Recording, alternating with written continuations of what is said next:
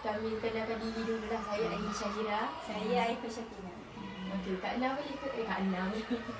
Kak Mak boleh ke perkenalkan diri dulu? Boleh. Nama saya Kak Samayati binti Ismail. Selaku pengurus di Taskar Mata Keluarga Kemangan. Tanpa melengahkan masa lagi, kami teruskan je lah dengan soalan perumuan. Okey, yang pertama sekali, senang je. File yang paling penting dekat Taskar ni kami. Di Taskar ni kita ada beberapa file lah. Semua sekali yang untuk penggunaan pengurusan di pejabat kita ada 10 file. Kita ada 10 file. File pertama adalah file kanak-kanak. File pengurusan, rekod bulanan, bil semua, rekod kaki tangan, semuanya dalam file yang 10 tu lah. Kita nak tanya, nak tahu detail. File yang paling penting je. File paling penting adalah file kanak-kanak dengan file pendidik. Faham? Okey, kita pergi ke soalan yang kedua. Soalan yang kedua. Siapakah yang dibenarkan mengakses file dan rekod tersebut? Yang digunakan untuk mengakses file rekod tersebut selain daripada Kak Mak, selain daripada pengurus Taskar adalah pengurus lah. Pengurus iaitu Cikgu Nisa lah. Dia boleh akses file ataupun rekod yang dalam sistem lah.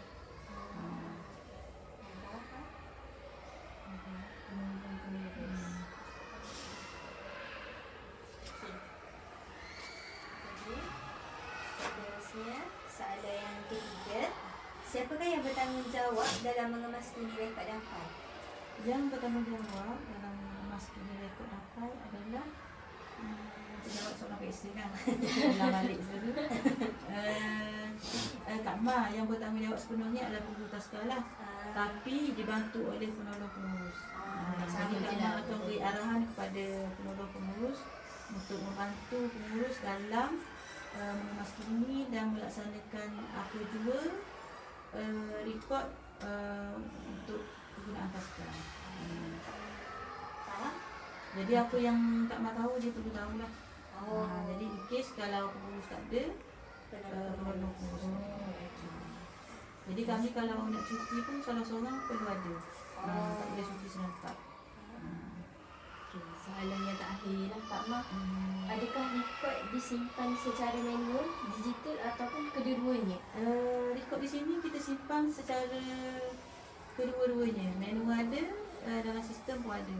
Jadi kalau sistem down semua kita boleh rujuk yang sistem filing yang saya terangkan tadi lah dalam soalan pertama tadi kan. Jadi dua-dua ada. Okay, jadi Kami rasa sampai situ je lah temu bual kami. Sangat soalan. Jawab banyak orang jawab. Sangat awak. Apa dah boleh cakap lah soalan sikit. Buka lagi. Kak Ma patut kita sedia 10 soalan. Nampak sikit sangat. Kamu tengah lagi ni. okey. Soalan last kita lagi.